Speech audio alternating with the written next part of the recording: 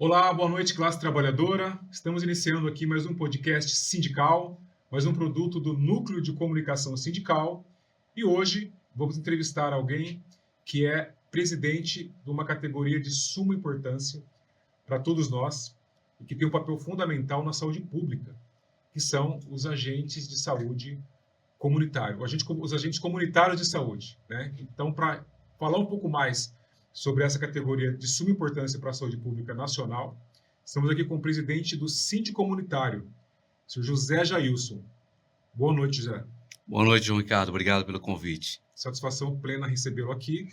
E a gente hoje vai falar de um profissional importantíssimo, né? Especialmente aí pós-pandemia, que a gente veio conhecer com mais clareza a capacidade deles dentro da saúde pública e a importância deles também dentro da saúde pública, né? Então, eu queria que você desse uma breve introdução do que é, do que faz e da importância do profissional o ACS, né? Que é o Agente Comunitário de Saúde.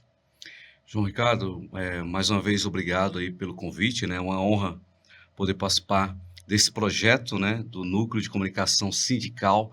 Então já parabenizo você, né? E toda a sua equipe por essa brilhante iniciativa, tá? E sou, né, José Jailson, mais conhecido como Jailson. Sou natural, né? De Catem, de Pernambuco, e deixei minhas terrinhas para buscar oportunidade de trabalho em São Paulo, onde, graças a Deus, né, fui bem acolhido por essa cidade. Fiz outras atividades laboral. Isso foi em 98, né, que eu vim para cá, com meus 19 anos ainda, já tem um tempinho. E depois ingressei, né, nessa profissão de agente comunitário de saúde, onde me identifiquei muito. É um trabalhador, né, que na saúde nem aparece muito, né, porque eles trabalham ali no dia a dia, junto com a comunidade, na parte educativa, né, de promoção e prevenção, né, das doenças e promoção da saúde. Então é um trabalhador, vamos dizer assim, anônimo, né, até antes da pandemia, mas que faz muita diferença, né? Que é estar ali todo dia acompanhando as questões de saúde da população, olhando a questão de carteirinha de vacina, as pessoas que tomam remédio controlado, se estão tomando realmente direitinho suas medicações, se as receitas estão também em dias para poder ir lá no posto de saúde pegar a medicação quando estiver ali acabando. Enfim, então é um profissional que é como se fosse um despertador, né? A função dele não é receitar remédio, não é realizar exame, nem aplicar vacina, mas é despertar na população, em cada pessoa que eles atendem, a importância de cuidar de sua saúde. Então é ele que muitas vezes lembra que precisa fazer um exame preventivo, né, de Papa Nicolau para prevenção do câncer de colo de útero para as mulheres. É ele que orienta os homens, principalmente na faixa etária de 40 anos acima, ou por recomendação médica, a fazer o exame preventivo da próstata para a prevenção do câncer de próstata, que também acomete muitos homens, né? Então esse é um pouco, né, do que faz um agente comunitário de saúde. É perguntar: João, como é que está a sua saúde? Já fez o check-up esse ano? Já fez uns exames preventivos? E aí muitas vezes a gente ouve das pessoas o seguinte: eu não estou doente, Jailson, eu não preciso ir no médico. E aí nós temos que convencer que a gente não precisa esperar estar doente para procurar o médico. Sim. Né? É o contrário. É aí a diferença onde tem a saúde da família, onde tem um profissional agente comunitário de saúde junto com a multi-equipe. Ele não trabalha sozinho, né? Nós fazemos parte de uma equipe onde tem um médico da família, um enfermeiro, auxiliares e técnicos de enfermagem e toda a parte de regulação, de recepção, vacinas, né, do que tem no equipamento de saúde. E logo esse trabalhador, ele tem essa finalidade de bater de porta em porta, né, para lembrar as pessoas que é a prevenção que é o melhor remédio. Então, se a gente faz essa parte de prevenção, de fazer uns exames anuais, né, a vacinação em dia, remédio controlado para quem necessita, então a incidência dessas pessoas terem algum problema grave é menor, né, cai drasticamente do que você esperar a doença chegar para poder buscar a cura, até porque é mais caro, Sim. né? Você vai ter que ir para um leito hospitalar, vai ter que fazer cirurgia, enfim. Então, a prevenção, ela é a parte da atenção básica do SUS, onde estão inseridos, no Brasil, mais de 300 mil agentes comunitários de saúde hoje fazendo esse trabalho de formiguinha 300 mil no Brasil. no Brasil. Hoje em São Paulo, quantos são, Jair? Em todo o estado, estamos aí na casa de 35 mil agentes comunitários de saúde. Na capital, a cidade de São Paulo, a maior cidade, né, do Brasil e da América Latina, somos um contingente de 10 mil agentes comunitários de saúde, mas com tendência aí, né, de expandir, porque hoje não é todas as unidades básicas de saúde em São Paulo que tem esse modelo de saúde da família. Ainda temos muitas UBSs que são tradicionais, não têm esse modelo de atenção básica. Que é fundamental, né? O trabalho de base, o trabalho preventivo, como você falou, né? Então, isso na saúde pública é fundamental, né? Não, com certeza, né? Porque saúde não é um serviço barato, né, João? Então, e a pandemia mostrou, né, isso, a importância de ter um sistema robusto, né, e bem organizado, com as suas deficiências, que também, né, nós sabemos que temos, não é um serviço perfeito, né, nem pronto, mas comparado com outros países, nós somos modelo, né, um país de dimensões continentais, como o Brasil, né, mais de 210 milhões de brasileiros. Você do Iapoque ao Chuí dá a saúde de graça para todos, independente da sua condição social, econômica, isso é para poucos países, né? Então é motivo de orgulho. E na pandemia nós entendemos a importância de ter esse sistema bem organizado, né? E dessa maneira a gente conseguiu ainda diminuir a tragédia que foi, né? Infelizmente, mais de 700 mil pessoas aqui no Brasil perderam suas vidas por conta da pandemia, mas se não tivesse esse sistema único de saúde, acredito que esse número teria, infelizmente, sido muito maior. Então, o profissional de saúde é essencial nesse processo, né? Jair, só para eu entender melhor também, para o público entender, o profissional de saúde, você já deu aqui um breve resumo, mas ele é aquele profissional de saúde que vai trabalhar na prevenção, então ele pode chegar na casa de um morador, identificar que o morador está com a carteira de vacinação incompleta. Ele vai passar orientação para esse trabalhador atualizar a carteira dele. Se de repente esse trabalhador, esse morador, tiver algum problema de saúde, não pudesse locomover, existe algum outro trabalho próximo feito a isso também? Sim, João, na questão, né, de vacina, o agente comunitário de saúde, ele, na sua visita domiciliar, né, que é feita, né, diariamente, né, então, o trabalho do agente comunitário de saúde, por isso que muitas vezes as pessoas nem percebem o que nós fazemos, porque nós não estamos ali o dia inteiro no equipamento de saúde. Nós estamos na comunidade percorrendo, né, as casas, as famílias. Então, o nosso trabalho é mais externo, né, mais junto à população. E é na visita a cada família que nós damos todas as orientações, né, de saúde. A gente pede, inclusive, para verificar a carteirinha de vacina, para, inclusive, checar se a vacinação das crianças, também dos adultos, de gripe, né, de influenza, e tantas outras estão em dia. Então, temos um treinamento, né, para saber, e ali também é anotado, né, quando uma criança que está no estágio, né, que a cada período tem que retornar para tomar a vacina completa, e aí quando se dá essa vacina na unidade, é anotado a data do retorno para a próxima dose ou a outra vacina, né? Dependendo da faixa etária da criança. E nós analisamos, quando tem uma vacinação ali que está atrasada, nós orientamos o pai e a mãe, né, que precisa ir até a unidade básica de saúde e dar essa vacinação. Mas vamos imaginar que é um idoso, vamos imaginar que é um acamado, né, vamos imaginar que precisa tomar a vacina de influenza, da gripe, e que não consegue ir até a unidade de saúde.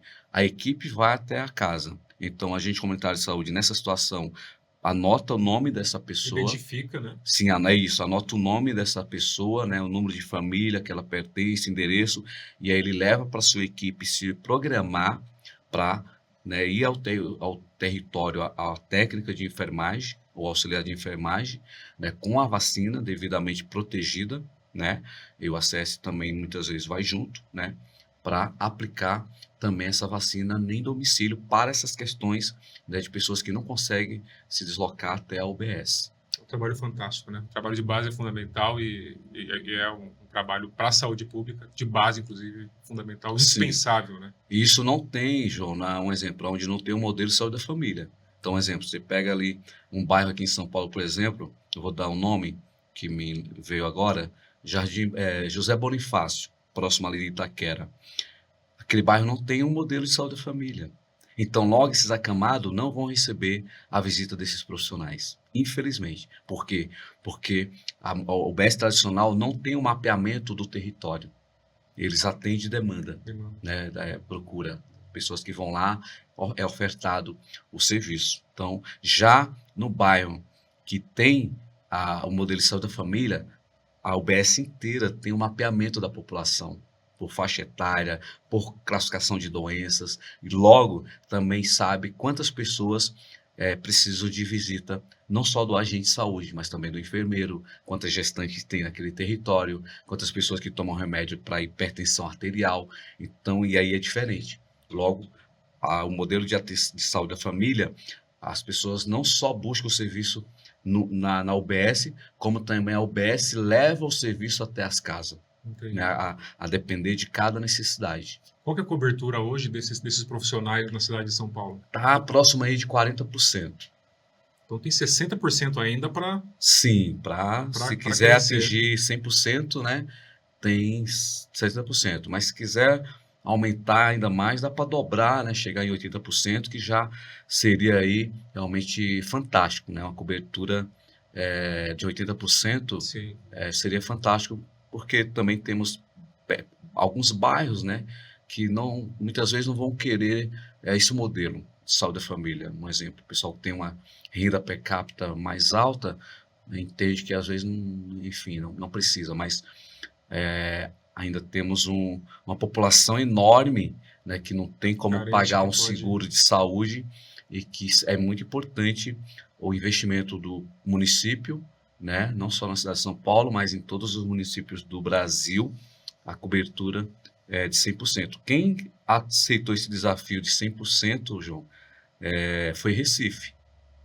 Olha. Vale até a pena, né, você tentar, de repente, buscar alguém para entrevistar de lá, né, para saber como é que conseguiram isso, enfim. E também ver os índices, né, para comparar também com São Paulo, para a gente poder entender exatamente e ver, né, a diferença onde você tem uma cobertura, só que eles não atingiram ainda, mas está na meta do plano né, da gestão municipal de saúde de lá, a cobertura de 100%. Então, eu acho que é algo inédito em se tratando de capitais. Sim. E qual que é, o que é usado como referência para definir? Você falou agora a questão né, que algumas unidades algumas regiões não aceitam a saúde de família. Existe alguma regra que o Estado coloca para si? Não, essa região vai ter saúde da família, essa não? Específico ou não? Não, então, João, sim, é levado. Primeiro, tem o dado, né, os dados do IBGE da população, né, que é usado como parâmetro para organizar o tamanho da população para cada UBS, para cada equipe de saúde da família. Então, é feito essa organização, né, para que se defina, um exemplo, cada UBS vai atender, hoje atende em média 20 mil pessoas, tá? Com 4 equipes de saúde da família, em média de 4 a 6, tá? E como é que é composta uma equipe de saúde da família, né? Um médico, um enfermeiro, 2 técnicos ou 2 auxiliares de enfermagem e, em média, de 5 a 6 agentes comunitários de saúde. Então, cada equipe é responsável por um pedaço do bairro. E aí, o bairro inteiro, né, às vezes tem 4, 6 equipes para poder fazer uma cobertura para uma população como essa. Mas onde eu vou implantar nesse modelo? Se leva em conta a questão da renda per capita e da questão da vulnerabilidade social. Então, Geralmente é usado esses índices da assistência social, da empregabilidade, a condição de saneamento básico, né, onde é mais precário, a infraestrutura de acesso à água e esgoto também, isso é um índice que se prioriza para fazer a implantação desse modelo. Mas também esse modelo não tem nenhum impedimento de atender bairros que têm toda uma infraestrutura pronta de saneamento básico, porque as doenças não só vêm da água, né, nem da falta de saneamento básico, vem também do sedentarismo, vem da má alimentação, e muitas vezes pessoas de renda per capita alta pode sim comer bem, pode sim se alimentar, mas mal. E Sim. pode também, né, não praticar atividade física, pode também descuidar de fazer check-up e vai ter doenças, né? Mas não tem nenhuma proibição. Mas, porém, como também o Sistema Único de Saúde também tem suas limitações orçamentárias, né? Então, se usa esses índices, né, que eu te falei aqui para se implantar esse modelo. Entendi. Muito bom. Jailson, recentemente vocês tiveram uma vitória importante lá em Brasília, né? Inclusive, a gente vê que o sindicato é bastante atuante, está sempre por lá, né? Visitando os congressistas para defender os interesses da categoria. Queria que você falasse um pouco sobre as últimas conquistas de vocês lá. Especialmente que foi no ano passado, né? Sim, e também já tivemos esse ano, mas essa conquista aí, né, do piso salarial, né, nacional, foi uma luta de muitos anos, né?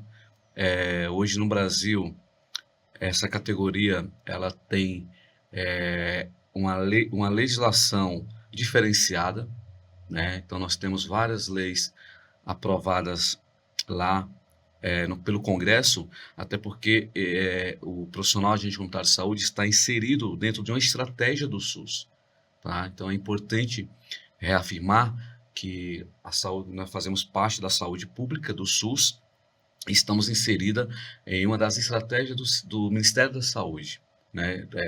Porém, o município também tem a opção de não querer esse modelo.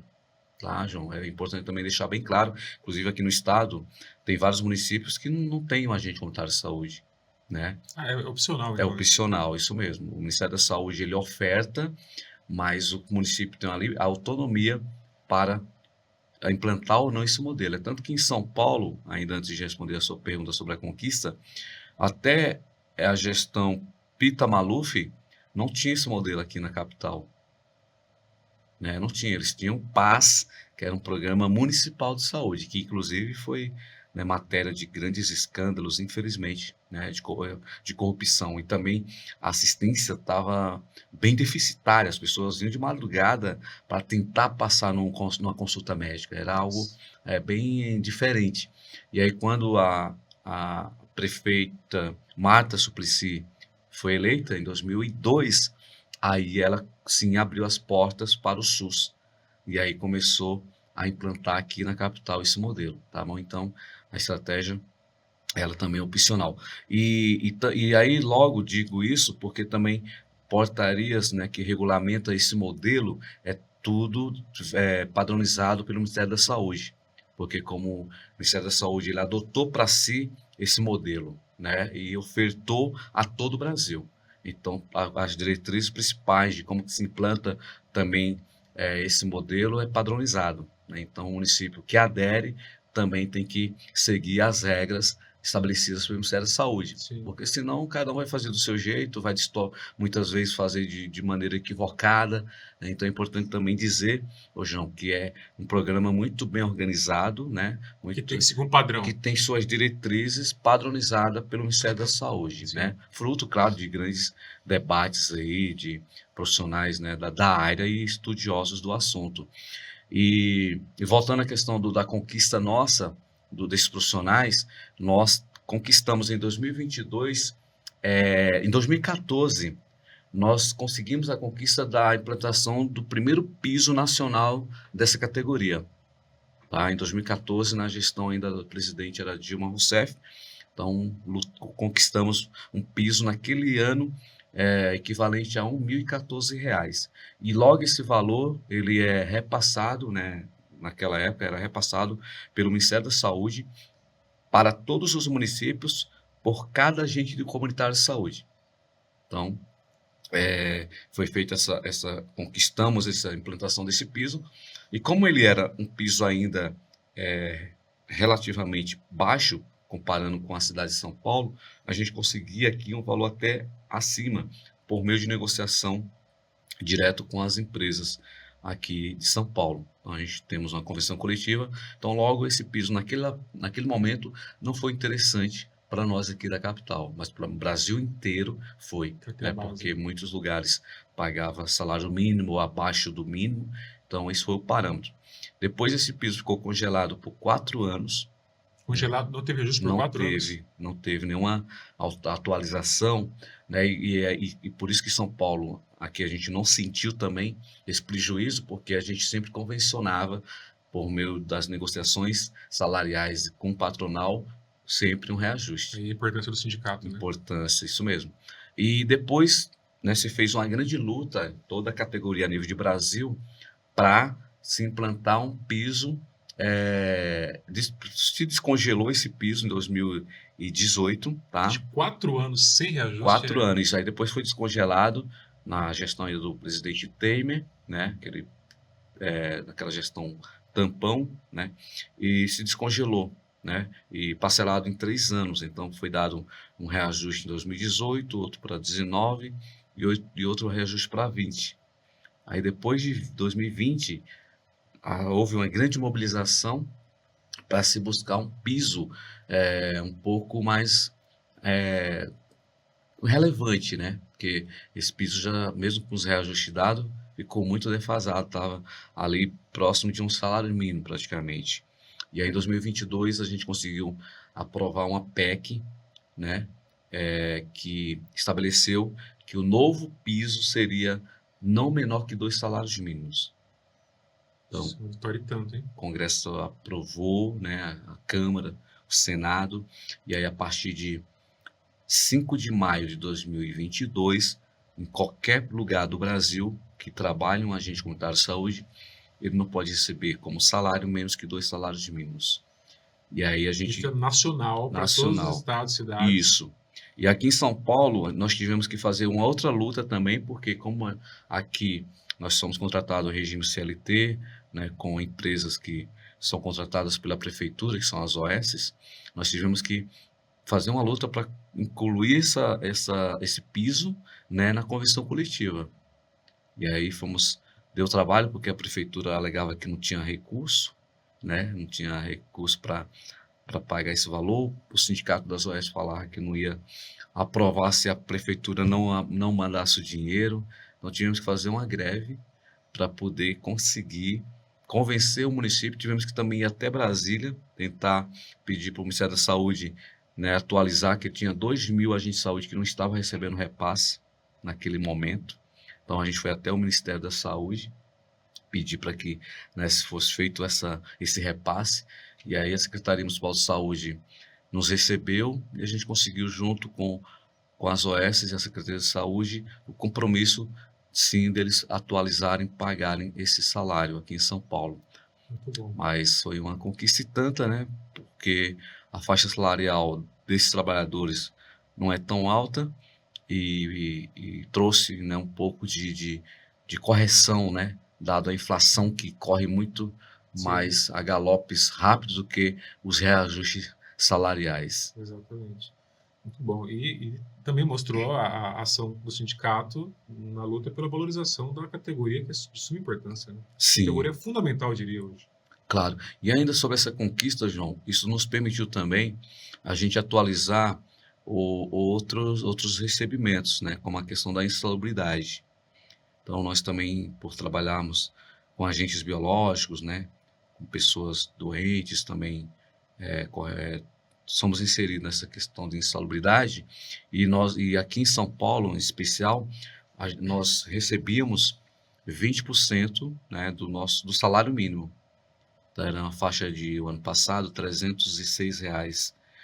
E logo, essa emenda do piso também, ela sacramentou que o agente comunitário de saúde e também de combate a endemias teriam direito a outros 2 direitos.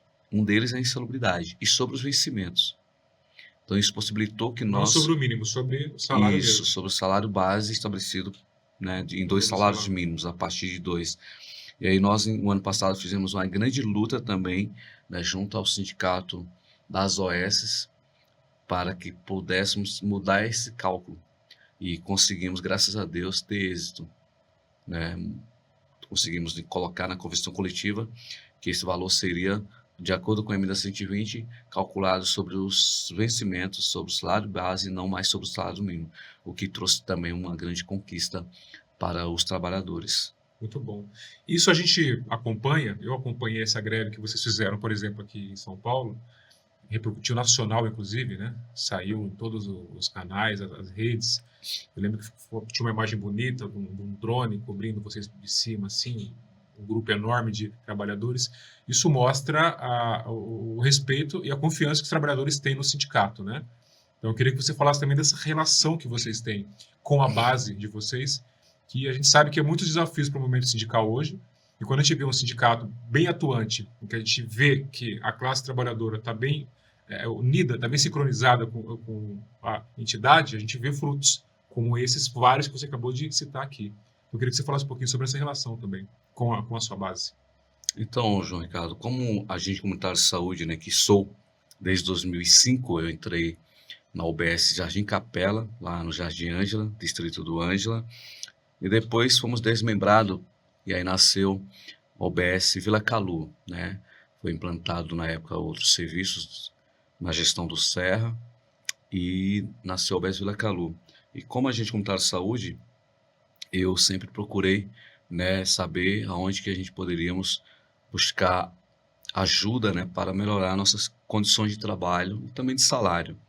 E foi aí onde eu, né, encontrei, né, a formação do síndico comunitário. Né? Somos um sindicato, comparado com os demais sindicatos, somos ainda uma criança, né? Nossa carta sindical data de 2010. Então, estamos aí fazendo, agora esse ano, 15 anos de sindicato de fato e de direito. Por mais que foi fundado mais antes, mas você só consegue atuar e representar com autorização do Ministério do Trabalho e Emprego, que é a Carta Sindical. Sindicato jovem, mas com conquistas maduras, né? É isso mesmo. Eu quero destacar isso, né? Porque nós somos um sindicato de 15 anos, né, de atuação de fato de direito, e que me licenciei, né, da função de agente comunitário de saúde no ano de 2012, para me dedicar como diretor de base, né, ao síndico comunitário, uma vez que ele, né, foi regularizado. E aí, isso me permitiu, né, a gente fazer um trabalho muito tete a tete, o que também ajuda o nosso sindicato, por sermos um sindicato de categoria diferenciada, né, e não temos aí uma representação muito ampla de várias categorias, e isso facilita a gente ter um contato muito mais próximo desses trabalhadores, né? Por a razão de só trabalharem no SUS, ainda pela razão de só ter esse profissional onde tem atenção básica com a saúde da família. Então, logo, é um quantitativo, né, que nos permite ter um contato muito próximo. Então, hoje somos em 8 diretores licenciados. A diretoria somos em 24, né? 4 saíram, foram promovidos. Tivemos também um falecimento, a companheira Regina Schneid. Então, hoje somos em 20 membros, mas dedicado ao trabalho do sindicato, somos em 8, para cobrir, né, a capital e alguns municípios também que damos atendimento. E logo nós conseguimos utilizar também da tecnologia para também ter esse contato, não só presencial, né, mas também remoto. Então, hoje, o síndico comunitário, todos os diretores têm grupos de WhatsApp, né, onde ali dialogam com o trabalhador o tempo inteiro, né, e também o trabalhador demanda a todos nós pelo WhatsApp, e a gente tem aí um retorno, né, em relação a essa demanda, e quando há necessidade, fazemos sim as visitas, as reuniões presenciais, como estamos fazendo agora, né? Todo ano nós conquistamos isso, né? Junto com as OS e com a Secretaria de Saúde. Todo ano nós vamos nas UBSs prestar conta do nosso trabalho. Então, todos esses diretores cuidam de uma região. Então, eu quero aqui até agradecer à diretoria do Síndico Comunitário, né, porque todas essas conquistas não é mérito do Jailson, né? Sou apenas um, né, diretor na condição de presidente que tenho aí a missão de ser um bom técnico, né, para montar uma boa equipe e irmos a campo. Mas a conquista é do time, Sim. né, e não só do técnico. E aí esses diretores a quem eu agradeço a sua dedicação e empenho, né, todo ano vão a campo, vão nas UBS prestar conta do nosso trabalho, né, do que deu certo, do que deu errado, do que estamos pleiteando, do que estamos fazendo em Brasília. Então essa prestação de contas, né, ela traz para o trabalhador uma seriedade, né? Ele, Credibilidade, né? a percepção deles, né, de que o sindicato está ali dizendo o que está fazendo, né? Qual que é a luta desse ano, qual que é, né, os desafios. Então essa relação, né, tanto do meio digital, mas também presencialmente, é o que cria um vínculo muito grande, como também o agente de saúde cria com a comunidade. Então, eu até trouxe para o sindicato, né, trouxemos os diretores, todos somos agentes comunitários de saúde, essa questão do vínculo com a população. Então, logo nós percebemos que tínhamos que criar vínculo com os trabalhadores, porque somos um trabalhador. Sim. Também, né? O sindicato não é algo fora do trabalhador, é um instrumento do trabalhador e que estamos lá enquanto dirigentes, mas na condição de representar e defender e prestar conta para os nossos pares. Então, logo, acredito eu que essa relação de transparência que a diretoria do Síndico Comunitário hoje faz, né, junto à categoria, é o que realmente nos possibilita, né, ter a credibilidade, a confiança desses agentes comunitários de saúde e que a maioria, né, inclusive, acreditam e pagam o sindicato, mesmo não sendo obrigado hoje pagar o sindicato, né? Depois da reforma trabalhista, até o imposto sindical ficou facultativo. As outras contribuições também, né? Então, acredito eu que é jogar limpo com o trabalhador, né? É prestar conta, é ser sincero até para dizer, olha, isso aqui eu não consigo resolver, mas a gente fala para ele, isso aqui não dá para resolver, né? Então, a gente... É honesto, né? Sim. É honesto. E a gente vê que, além do trabalho muito bem feito do sindicato, né, atuando de forma ativa aí para o trabalhador, vocês têm uma comunicação muito eficaz também, né? A gente acompanha vocês pelas redes sociais, as próprias ações que vocês fazem também, seja em Brasília, defendendo os interesses dos agentes em Brasília, seja as ações na própria base também, e isso também tem um papel importante no respeito, né, do trabalhador com o sindicato, que ele consegue ver, como você falou, além da prestação de conta, ele consegue ver no dia a dia ali o sindicato atuante na defesa da categoria, né? Não, com certeza, né, o João Ricardo. Antigamente, quando eu ainda trabalhei em outras profissões, né, recebia ali o informativo do sindicato impresso, né, e por meio daquele informativo é que você sabia, né, o que estava sendo discutido em relação à sua categoria. E quando eu assumi o sindicato na condição de presidente em 2017, né, eu disputei uma eleição, era diretor de base, inclusive me opondo ao presidente à época, mas com todo respeito, né, e dentro do estatuto, né, que garante a todos os trabalhadores se organizarem e também participar das eleições dos seus sindicatos. Então, assim eu fiz, porque eu também estava percebendo que o síndico comunitário estava perdendo a sua credibilidade, né? Então, como diretor de base, eu me dediquei, meus colegas hoje que compõem a minha diretoria executiva, uma parte eram também desse período, e que nós estávamos perdendo a credibilidade dos trabalhadores, por estar, né, infelizmente, fazendo parcerias e convênios que não estavam trazendo frutos nem resultado. E aí a gente participa dessa eleição, a gente conquista, né, a direção do sindicato, e aí logo nós implementamos, né, uma metodologia de trabalho para resgatar, né, essa confiança que estava já por um fio. E aí, graças a Deus, isso coincidiu também com o fim do imposto sindical, né, coincidiu de não ter mais essa obrigatoriedade. Então, logo nós somos desafiados assumindo uma direção de um sindicato e já sem poder contar com o recurso garantido anual que desde sempre existiu, né? E o que fazer? Então, nós tivemos que... O desafio foi maior ainda. Sim, né? E aí, graças a Deus, a gente sentou na mesa, não fugimos, né, do desafio, não fomos choramingar, porque tinha acabado com o imposto sindical. Nós fomos encontrar saídas, né?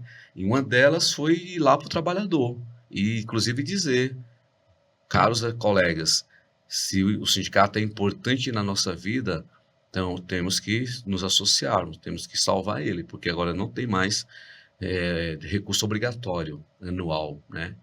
E aí, feita essa conversa, os colegas entenderam, né, que seria importante nós termos sim um sindicato. Então, nós fizemos em 2017 uma primeira campanha de sindicalização, né? Isso foi uma ideia trazida até pelo nosso jornalista à época, o Eric, né, quem aqui agradeço, faço justiça, trouxe essa ideia que ele já tinha visto acontecer em um outro sindicato que ele tinha trabalhado e implantamos, né? E aí fomos a campo com a camiseta escrita: "Não deixe seu sindicato morrer". Ousado, hein? A palavra foi exatamente essa, né? E pensada por nós. A gente não tinha um publicitário, não tínhamos um jornal, tínhamos o Eric que deu a ideia da campanha, mas o slogan da camiseta que temos até hoje, né, era esse: "Não deixe o sindicato morrer".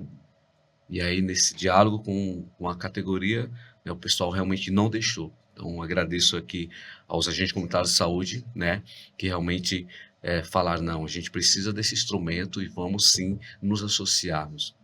E aí, logo, nós também procuramos utilizar da tecnologia e da comunicação, né, para que possamos, né, também divulgar o trabalho do sindicato, né, prestar conta também, né, do que estamos fazendo, dos assuntos mais relevantes. E aí logo você tem que gastar com comunicação, né, tem que ou fazer o boletim impresso ou digital, né, e aí logo investimos pesado na comunicação, contratei um arte finalista para mudar o visual do síndico comunitário, né, que é o Emerson de Carvalho, a quem eu agradeço. Agora aumentamos o time da comunicação, era só um, né, só o Emerson que, né, cuida de toda a parte de comunicação. E agora, recentemente, contratei também mais um profissional, o Vinícius, um jovem, para somar, né, com o Emerson. E junto a isso, cuidar bem das nossas páginas, né, do Facebook, Instagram, e procuramos realmente fazer com qualidade, né? Fazer bem feito, né? Porque a gente quer fazer para o nosso trabalhador que paga. Então ele merece receber informação clara, Qualidade. objetiva, né? E com qualidade, né? Então logo a gente também buscamos cada vez mais investir, né, nessa questão da comunicação e ainda queremos investir muito mais. É tanto que, recentemente, falando de comunicação, em primeira mão aqui, ô João, quero dizer para os agentes comunitários de saúde que estamos reformulando todas as nossas propagandas dos benefícios. Então, contratamos uma agência de produção, né, de audiovisual que iniciou já, né, esse mês, a divulgação de todas as nossas parcerias, né, de forma, uma linguagem clara, objetiva e com qualidade. Porque até hoje quem fazia essas propagandas era eu, né, alguns diretores corajosos como o Valmir, o Zezito, e junto com nossa comunicação, que era o Emerson, até então sozinho. Então a gente mesmo gravava e divulgava. Daí que, graças a Deus, foi muito importante, fizemos bons materiais. Sim. Mas cada vez mais nós queremos nos aperfeiçoarmos, Sim. né? E até porque também a comunicação nossa, o Emerson é uma pessoa só, agora está em dois, mas os diretores trabalham muito e é muito trabalho para ele ter que divulgar sozinho. Por isso que, né, aumentamos o time. E aí logo a gente também está com esse investimento para também passar para o trabalhador, né, um material bem bacana, né, bem legal, e ele merece o melhor. Então, Sim. é um investimento que a gente está fazendo agora e que em breve, né, já estarão aí nas nossas redes sociais esse novo portfólio de divulgação dos nossos benefícios, que daqui a pouco, se você me perguntar quais são, eu falarei Acho que eu deles. peço agora. Quais são esses principais benefícios? Que você mostrou conquistas importantes aqui. Ainda tem os benefícios. Sim, João, vamos lá. Antes ainda de entrar em benefícios, né, eu quero aqui também acentuar, né, que tem muita gente fazendo muita coisa boa, né, não só o síndico comunitário. Tem muitos sindicatos aí que são, para mim, referências, tá? Modelos, né, sindicalistas que eu me espelho. Então, tem muita gente boa no mundo sindical, Sim. né? E é nessas pessoas que eu me inspiro, até que deixar aqui uma referência ao presidente em memória, o Calazans, do Sintoresp, né, que faleceu recentemente, mas é um sindicato do ramo hoteleiro que eu me espelho muito, né, a qualidade do trabalho deles, né, a gama de serviços que eles oferecem. Então, tem muita gente fazendo muita coisa boa nesse meio sindical e que precisamos, talvez, né, dar mais luz, para talvez divulgar mais essas ações que acontecem. E que, para além da luta salarial, né, que isso é a missão primeira, né, de qualquer sindicato sério, né, que tem carta sindical, que tem uma diretoria responsável, porque é importante o trabalhador entender que o aumento de salário não é o patrão que dá e a hora que ele quer e o valor que ele quer. Não, se ele puder não dar aumento nenhum, eu falei para você, ficou um piso aqui congelado 4 anos, né? Então, se o patrão não tiver um sindicato ali brigando, né, todo ano para ter reajuste, ele não dá, né? Algum ou outro vai dar, né? Não vou aqui também dizer que todos não vão ser sensíveis e dizer, não, não tem convenção, não vou, não, mas é a minoria. A maioria, Sim. né, Vai com para certeza iriam cumprir a lei. E a lei é salário mínimo, né? E aí o reajuste do salário mínimo também é pífio. Então, com isso eu quero dizer que os sindicatos ele tem também essa missão, né, de todo ano atualizar salário, mas também garantir outros benefícios também que somam no salário, a questão de um vale alimentação para o trabalhador se alimentar, uma cesta básica, vale refeição para ele também tomar sua refeição durante a jornada de trabalho, auxílio creche, alguns sindicatos têm negociações de PLR, né, participação de lucros e resultado, e outras vantagens, né, bonificação e etc. Então, isso não é garantido pela CLT. É importante que o trabalhador saiba disso, né? A CLT garante um salário mínimo, né, seja nacional ou regional, estadual, férias, 13º e direitos previdenciários. Porém, reajuste automático não existe. Esses benefícios que eu citei, se não tiver em acordo coletivo ou convenção coletiva, o patrão não é obrigado a pagar. Então, é importante a gente frisar isso. E, além dessa questão salarial, tem também a questão de lazer do trabalhador, de saúde, que muitas vezes o SUS, nessa parte de cuidados básicos, é muito eficiente, mas quando você precisa de uma cirurgia, de um exame de alta ou média complexidade, já entra num gargalo né, que demora muitas vezes. E aí a gente temos aí sindicatos com ambulatórios médicos, e o síndico comunitário tem parcerias, né, com esses sindicatos maiores, vou dar o exemplo aqui, o próprio Sintoresp na questão de lazer, comerciários e outros tantos que nós utilizamos esses serviços também e estendemos para os nossos associados. Então, esses benefícios que nós conseguimos ofertar por meio de convênios na área de lazer, né, diversas colônias de férias, né, no litoral sul, norte, Baixada Santista, Praia Grande, né, e região, por meio de convênios com esses sindicatos. Na área de saúde, e isso tudo vai estar sendo divulgado nesse projeto de publicidade nossa.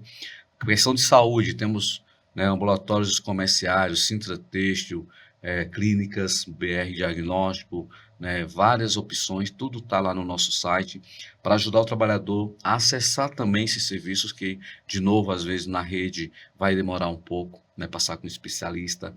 Um exemplo mesmo que eu vou te dar, o meu filho passa num oftalmo, e aí, né, indo para um OBS, marcar a consulta, tem que pegar primeiro o encaminhamento na OBS, deixar lá, daqui, se for muito rápido, 6 meses. Infelizmente. Marquei numa dessas clínicas conveniadas conosco para hoje. de segunda para hoje. Então, só para dar um exemplo prático do quanto é importante esses serviços, né, à disposição dos nossos associados, né? Então, questão de saúde, questão de psicologia, assim, de comunitário. Saúde mental hoje é fundamental, né? Sim, e nós entendemos essa necessidade da nossa categoria há muito tempo. Então, temos uma clínica conveniada no Tatuapé, tá? E temos também uma profissional hoje na sede do sindicato. Na sede mesmo? Na sede. Graças a Deus, uma sede nova, né? Que nós conseguimos adquirir, né, recentemente. Sede própria. Inauguramos no ano passado. Ampliamos o tamanho físico dela e logo possibilitou instalar uma clínica de psicologia lá dentro, que ofertamos atendimento gratuito aos associados, tá? Até 16 sessões gratuitas. E que, graças a Deus, está sendo muito bem procurado esse serviço. Assistência jurídica também, não só trabalhista, mas temos lá um advogado, o doutor Alexandre, que faz consultoria individual. Você está com problema do direito possível, consumidor, inventário, pensão alimentícia, divórcio, ele te atende, ele vai te orientar onde você busca resolver nos órgãos públicos, né? Ou com convênios, mas se caso você também quiser contratar ele para cuidar de uma demanda pessoal, ele também, né, faz esse trabalho de forma bem tranquila, de acordo com a condição financeira de cada trabalhador. Então temos também esse atendimento que também é um diferencial, né? Porque o sindicato, via de regra, discute a questão trabalhista tão somente, Sim. né? Não entra em outras searas, mas nós percebemos que os agentes de saúde também têm problemas de outras naturezas jurídicas. E muitas vezes é difícil você encontrar um profissional, né, da área de confiança, pessoa séria. Tem muitos, mas às vezes você pode não conseguir fácil, né? E o sindicato tem também esse atendimento. Temos locações de carro, né? Temos convênio com as 2 principais locadoras, que também vai estar aí sendo divulgado. E é isso, né? Questão de benefícios por hora é isso. Estamos com projetos aí de trazer outros benefícios, tá bom? Para próximo ano. Yeah. Com certeza vamos ter mais novidades. Mas é isso um pouco. E essa questão de lazer, saúde, né, mental, seja física e lazer é muito importante, porque o trabalhador, né, muitas vezes é caro consumir turismo, né, lazer no Brasil, infelizmente, é muito caro se hospedar no hotel, né, com conforto, se alimentar bem. Então, e aí essa parte social dos sindicatos que tem colônias de férias, isso é algo fantástico, né, que o trabalhador vai sim pagar uma taxa, mas muito abaixo de um hotel particular. Mais acessível, né? Mais acessível. Jailson, pegando o gancho aí da saúde mental, né, do trabalhador ter acesso a lazer, a gente está aí em vias de uma discussão, em vias não, a gente está numa discussão muito séria. Queria até saber qual que é a escala do agente hoje. Se era 6x1, 5x2? 5x2. 5x2. Então já é uma escala que permite que ele tenha mais qualidade de vida, né? Ele tem os finais de semana aí para... É verdade. E você, hoje, você entende que essa campanha pelo fim da escala 6x1, ela é possível? Ela é real de se acontecer? Sim, João, é possível, né? Porque como, né, o próprio movimento, né, que defende essa escala iniciou, né? O trabalhador também tem vida, né, além do trabalho, né? Então, o empresário precisa de ter lazer, o trabalhador também precisa.